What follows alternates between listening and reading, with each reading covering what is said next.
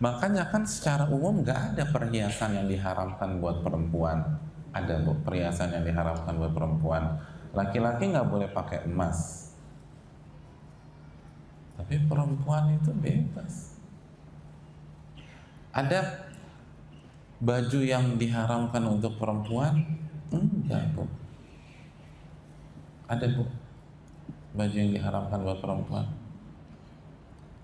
Hukum pakai tank top haram atau halal? Halal. Hukum pakai hot pants halal apa haram? Halal. Tinggal di mana pakainya itu. Jadi sebenarnya ibu-ibu tuh nggak diharamkan pakai sesuatu, cuman dress code-nya diatur. Iya. Masa tuan rumah pernikahan boleh ngatur dress code, ibu Allah nggak boleh ngatur? Iya kan.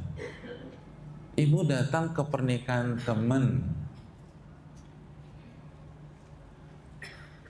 dress code-nya adat Jawa, ibu-ibu pakai adat Minang, kira-kira pede nggak ke sana? Nggak pede, ibu akan minder. Makanya kok kenapa ketika Allah kasih dress code keluar rumah kita beda, pede-pede aja, kan aneh. Harusnya kan minder gitu. Kenapa lo minder? Gue salah dress code nih, gitu loh. Gue nggak pakai hijab, harusnya kan gitu, ibu sekali.